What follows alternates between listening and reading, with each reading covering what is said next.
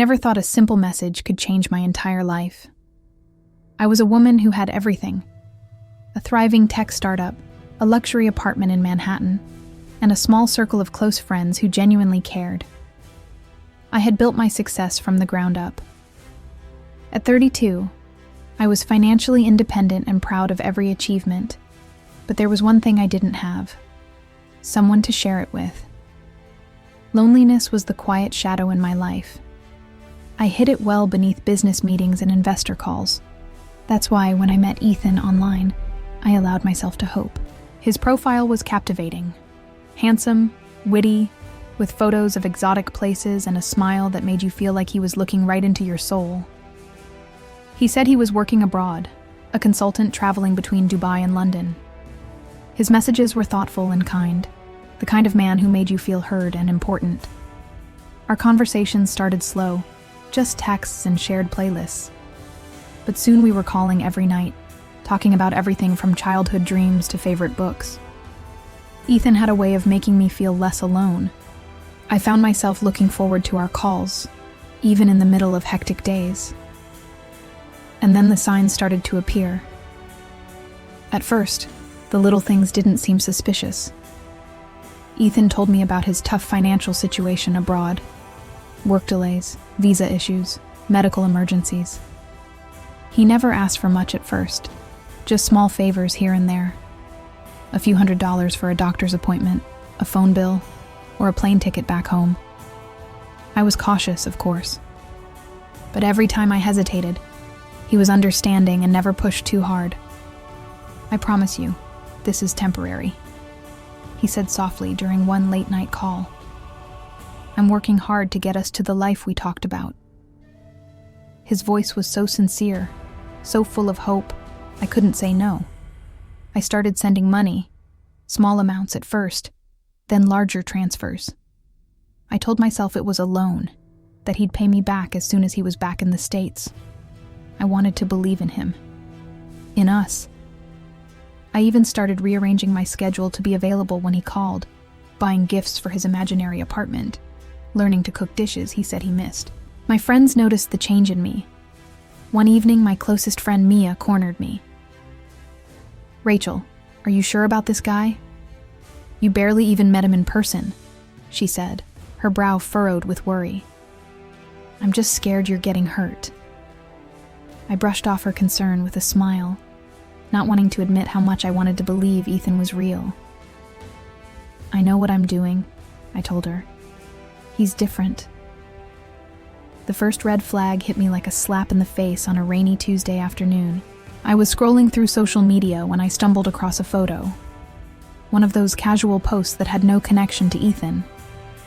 But something was off. The background looked eerily familiar.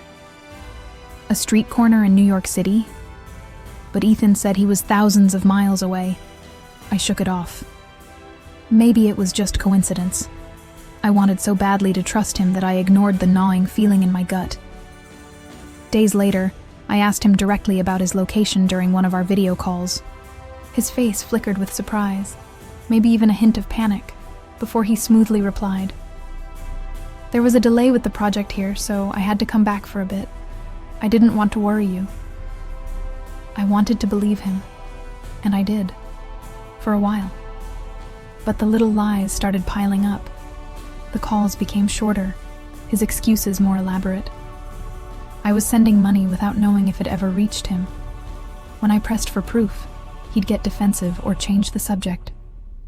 One night, after a particularly frustrating argument, I sat alone in my penthouse, heart pounding, staring at the empty side of the bed. I realized I was in deep, emotionally and financially. I decided to take control. I hired a private investigator to look into Ethan's background. The truth shattered me. The private investigator's report came like a thunderclap. The man I had loved, or thought I did, was a ghost. Ethan didn't exist. His photos were stolen from other profiles. His story was a well-rehearsed act. Every excuse, every promise, every whispered "I love you" was a lie. And worse, the money I had sent? Gone. Vanished into thin air. funneled through accounts that led nowhere. I felt numb, betrayed beyond words. The woman who controlled boardrooms and negotiated million-dollar deals was powerless here. I'd been played. I wanted to scream, to cry, to disappear. But instead, I made a decision. This wasn't going to be my downfall. I wasn't going to be the victim in this story. I reached out to other women, victims of the same scam, scattered across states and continents. Together, we started piecing together the network, following trails of lies and deceit. The man who had fooled me, he had fooled many more. I won't lie. The anger was all-consuming.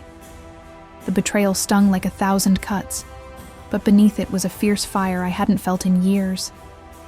This wasn't just about the money anymore. It was about justice, about taking back control. I gathered every detail I had: messages, bank transfers, phone records. I worked closely with a cybercrime unit and hired a top-notch hacker to trace the scam S-Web. It was complex, layered, and well hidden, but I was relentless. At the same time, I kept up appearances in my public life. My company was launching a new product line. Investors were watching, and I had to stay sharp. No one could know I was fighting this personal war behind closed doors. But the more I dug, the clearer it became. Ethan was part of a bigger operation, a network of scammers running sophisticated online cons, and they never expected their prey to fight back. I set my plan in motion. I was going to become a ghost in their system, turning their own game against them. The moment I caught the first break felt like a lifetime. Using the information my team uncovered, we tracked one of the scam accounts to a small apartment in a rundown part of Chicago. A key player in the network, and maybe even the man behind Ethan, was within reach.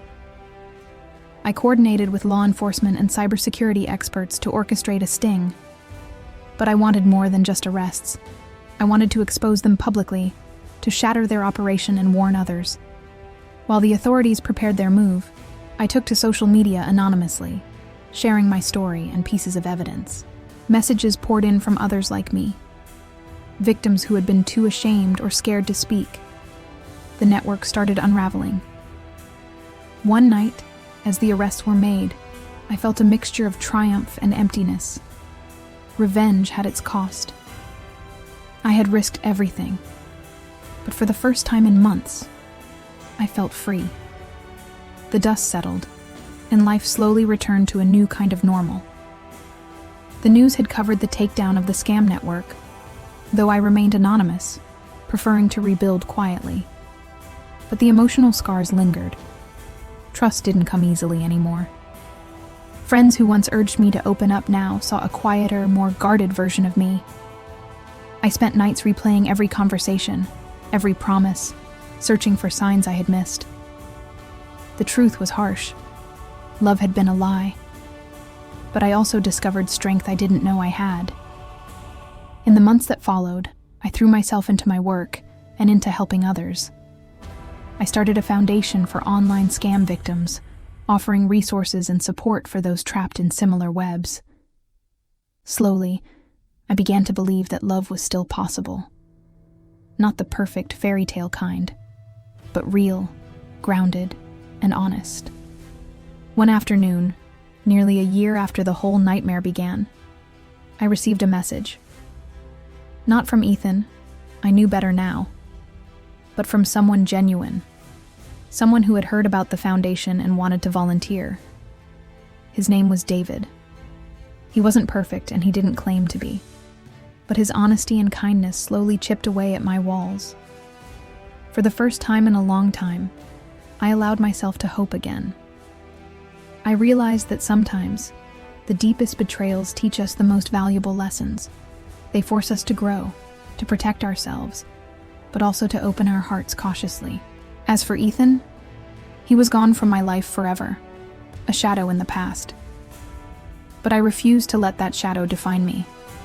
I was ready to write my own story, one of strength, healing, and real love. 2 years later, I stood at the podium of a packed conference hall, speaking to hundreds about online scams and emotional resilience. The same woman who once fell victim now inspired others to stand up and fight back.